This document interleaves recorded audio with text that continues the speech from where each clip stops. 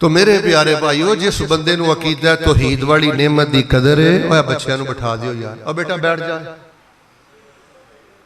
जिस बंदे नूं अकीदा तौहीद वाली नेमत की कदर है, जिस बंदे नूं अकीदा सुन्नत वाली नेमत की कदर है, और जिस बंदे नूं सेहत वाली नेमत की कदर है, और वह मजदूरां नूं वेंदा है, मुहताजां नूं वेंदा है। मैं ते हजरत कारी साहब अक्सर कहना हुंदा वां, एक ते मुर्दियां दा कब्रस्तान है ना शेख साहब, जिहड़ा हस्पताल है ना, नबी पाक ने फरमाया कदी कदी हस्पताल जाया कब्रस्तान जाया करो।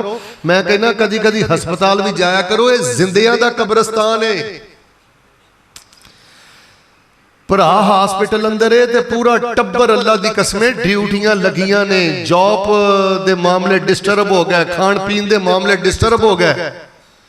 लो मैं दुआ करना बड़ी मोहब्बत यक सुई ना दिलों के आमीन किया जी, अल्लाह पाक सानू आखिरी साह तक अल्लाह सेहत दी बादशाहत अता फरमाई। ये भी दुआ कर लो अल्लाह इस नेमत दी कदर भी करन दी तौफीक अता फरमाई। पुत्र तेरे बाजुआं च जोर इस वास्ते नहीं, मेरे अल वेख कि जेदा मर्जी गिरेबान फड़, जिन्हों मर्जी गाल कड़, जिन्हों मर्जी ढीठ कर। इधर वेख, जिद को मर्जी पैसे खोला, जिन्हों मर्जी गाल दे दे। ए अल्लाह पाक ने जोर जवानी तेनू इस वास्ते नहीं दिती।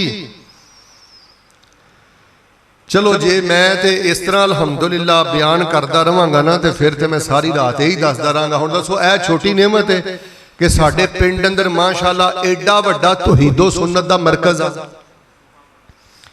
शेख साहब जिन्ना पिंडा च साडियां मस्जिदां नहीं, अल्लाह दी कसम पूरा पूरा पिंड मुशरक है, पूरा पूरा पिंड बिदती है,